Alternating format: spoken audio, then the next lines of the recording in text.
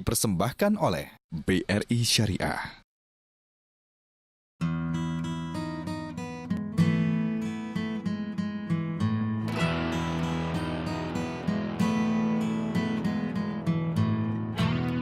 Air cucuran atap akan jatuh ke pelimbahan juga.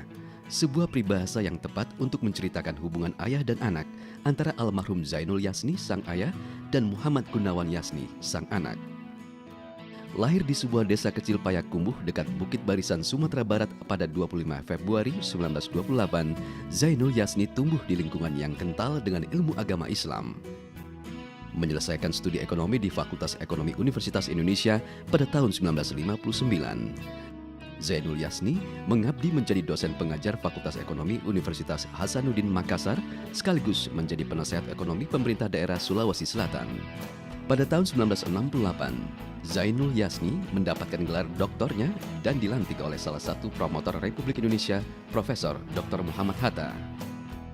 Pada peringatan dalam Nuzulul Quran Selasa 29 Juli 1980, di hadapan Presiden Soeharto beserta jajaran menterinya kala itu di Istiqlal, sang Dr. Zainul Yasni menyampaikan ceramahnya bahwa umat Islam di Indonesia harus meninggalkan ilmu ginju dan mengembangkan ilmu garam. Dalam arti tidaklah harus tampak indah seperti ginju, tapi tidak berasa. Akan tetapi meleburlah seperti garam dan memberikan rasa dengan berdaya guna bagi bangsa dan negara.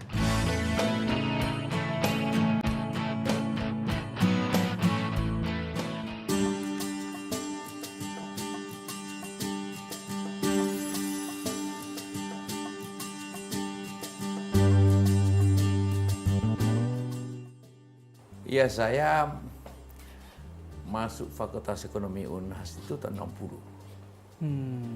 Sistem waktu itu kan tahun ajaran. Ya. Nah, tahun ketiga, tingkat 3 namanya, dan 3-4 kita baru belajar ekonomi internasional. Pak Dr. Zainul Yasni mengajar itu. Dan salah satu kita mahasiswanya, salah satu kuliah yang sangat menarik begitu, hanya menyenangkan. Karena Pak Zainul Yasni itu menerangkan dengan sangat bahasa yang enak gitu kan, dengan sangat Minang gitu bahasanya itu, sangat Minang artinya intonasinya gitu. Kedua sangat meyakinkan dan luas pandangannya. Jadi saya termasuk suka kalau kita ayo ini jam ini Pak Zainul Yasni ngajar, ayo. Itu biasanya rame itu karena memberikan perbandingan luas. Sama dapat pelajaran 2 tahun. Nah, itu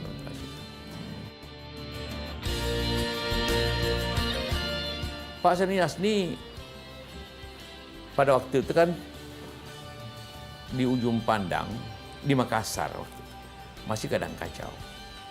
Jadi tahun 60-an, 60, 61, 62 itu kan. Jadi kekuasaan itu dilaksanakan lebih banyak oleh panglima dan militer.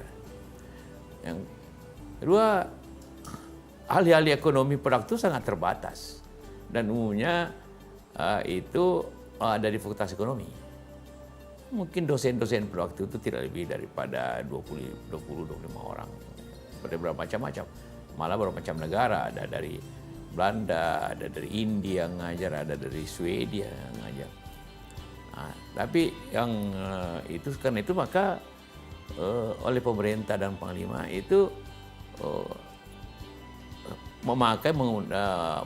memanfaatkan atau menugaskan dosen-dosen itu untuk bekerja menjadi penasihat pemerintah gitu kan. Jadi pemerintah daerah dalam mengembangkan ekonomi.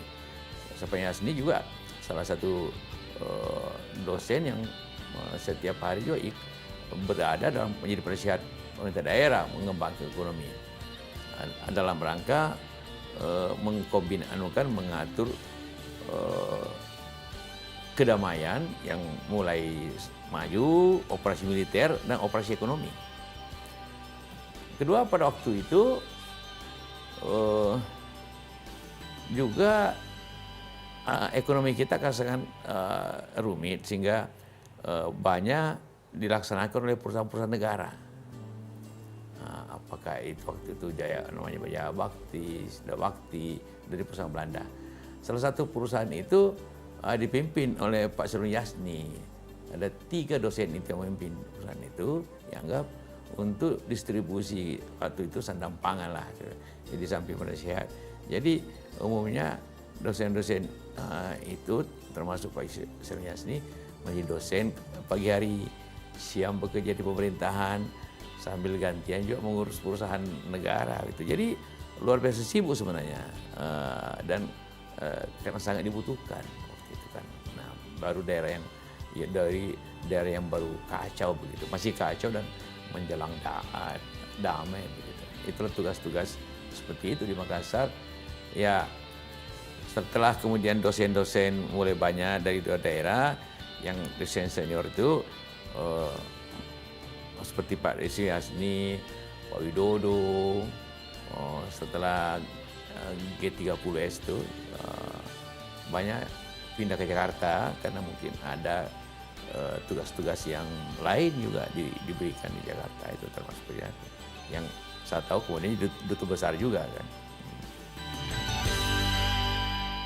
Karena Pak Seni Yasni itu ekonom, tentu apa yang dikemukakan itu selalu terkait dengan ekonomi bangsa, tentang ilmu gincu dan ilmu garam itu.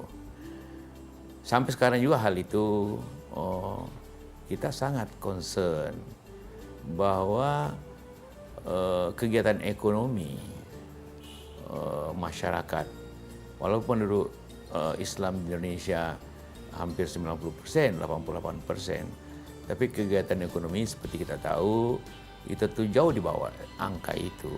Karena itulah maka peran ekonomi itu khususnya di dunia usaha harus selalu ditingkatkan.